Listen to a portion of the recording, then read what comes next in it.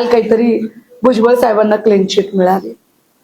आता भुजबळ साहेबांना जर क्लीन चिट मिळाली तर याचा अर्थ भुजबळ साहेब सच्चे आहेत, भुजबळ साहेब सत्यवादी आहेत. माझी तशीच धारणा आहे की ते सच्चे आहेत, ते सत्यवादी आहेत आणि त्यांना क्लीन चिट मिळाली. मग त्यांना जर क्लीन चिट मिळाली असेल तर त्यांच्यावर आरोप करणारा मुलुंडचा HD व्हिडिओ स्पेशालिस्ट त्याने माफी मागितली पाहिजे जाहीर, की आपण एका अत्यंत सच्शील सच्च्या माणसाला त्रास दिलेला आहे, माफी मागितली पाहिजे. इव्हन वाईस वर्षा भुजबळ साहेबांनी आबरू नुकसानीचा दावा टाकला पाहिजे HD व्हिडिओ स्पेशालिस्टवर. म्हणजे ज्या पद्धतीने बघा की आमचे नेते सन्मान्य संजय राऊत साहेबांवरती आरोप झाले, राऊत साहेब तुरुंगवासाला सामोरे गेले, राऊत साहेब बाहेर आल्यावर राऊत साहेबांनी त्यांच्यावर केस टाकली अब्रू नुकसानीची, की तुम्ही अशा पद्धतीने मला हॅरॅश केलेलं आहे, कर नाही त्याला डर कसले.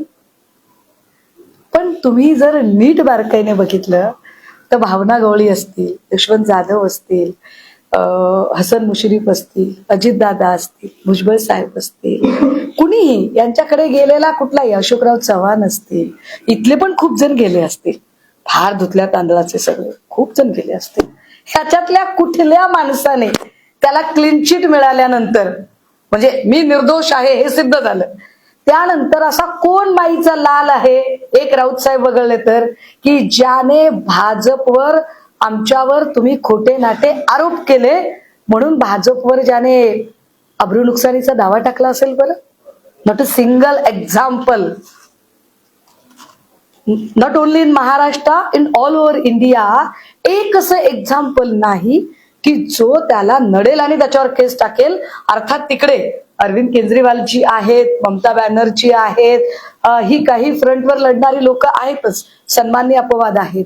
पण जे भाजपला सरेंडर झाले चौकशांना घाबरून, त्यातल्या एकाही जणाने नंतर चौकशीतनं सुखरूप बाहेर पडल्यानंतर भाजपवर अजिबातच कुठल्याही प्रकारे अब्रू नुकसानीचा दावा टाकला नाही किंवा भाजपच्या नेत्याने अपेक्षा सुद्धा केली नाही की साला तुम्ही माझ्यावर एवढे आरोप केले, तुम्ही मला डॅमेज करायचा प्रयत्न केला, तुम्ही माझं प्रतिमाहनन केलं, तर आता तुम्ही माझी माफी मागितली पाहिजे असं म्हणायला पाहिजे की नाही त्यांनी? एकही जण म्हणत नाही. हे नेमकं काय आहे? इतकी काय माणसं दुधखोळी असतात का? इतके काय आपण धोत्रावर इन करणारे असतो का की आपल्याला काहीच कळत नाही? तर आपल्याला ते सगळं कळतं. म्हणजे भाजप हा काही फार धुतल्या तांदळाचा सच्शील आणि लोकांना फार आवडतो असा काही पक्ष नाही. फक्त प्रॉब्लेम असा आहे की त्यांच्याकडे पैसा जरा जास्त झालाय, मनी मसल पॉवर त्यांच्याकडे चिकार आहे.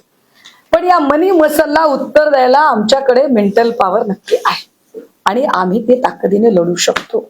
बाकी इथल्या मंत्र्यांचं काय, इथला आता खूप सारी, मला त्याच्यावरती अगदीच पहिल्या दिवशी काही फार बोलायचं नाहीये, परंतु ह्या सगळ्यांचे पण पेन ड्राईव्ह, कॉप्या, सीड्या, झेरॉक्स, बऱ्याच गोष्टी असतात. मी आता फक्त पहिल्यांदा पाऊल ठेवलंय शहरामध्ये, बऱ्याच गोष्टी निघतील. त्यामुळे मला वाटतं इथून पुढे ते काळजी घेतील, त्या सगळ्या गोष्टींची फार काळजी घेतील.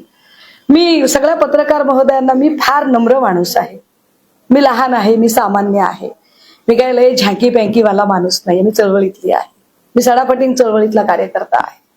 पण एक नक्की म्हणजे हे सगळ्यांच्यासाठी मी फार ताकदीने एक मांडलं पाहिजे. मी कायम असं म्हणते की मी महिला असण्याचं विक्टिम कार्ड कधीही खेळत नाही, नेवर.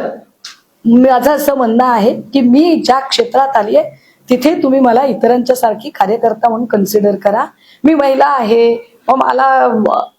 मला असलं कुठलंही विक्टिम कार्ड खेळायचं नाही. आणि माझ्यासोबत काम करणाऱ्या सगळ्या सहकाऱ्यांनी सुद्धा, म्हणजे हे आपल्या माध्यमातून त्यांच्यापर्यंत पोहोचलं पाहिजे की माझ्यासोबत काम करणाऱ्या प्रत्येक सहकार्याला सुद्धा मी सांगू इच्छिते की कृपया बाई समजून अजिबात हलक्यात घ्यायचं नाही, बिलकुलच हलक्यात घेऊ नका. ज्या क्षणी तुम्ही बाई समजून हलक्यात घ्याल थोडीशी अडचण होईल. कारण मी काम करता, मी एरवी तुमच्याशी वावरताना तुमची बहीण, लेक म्हणून खूप सामान्य आणि खूप सहज, सुलभ आणि सहजासहजी तुमच्या सगळ्यांमध्ये मिळून मिसळून वागणाऱ्यांपैकी आहे. पण संघटना म्हणून काम करताना मी तितकीच शूड म्हणून काम करणारी आहे.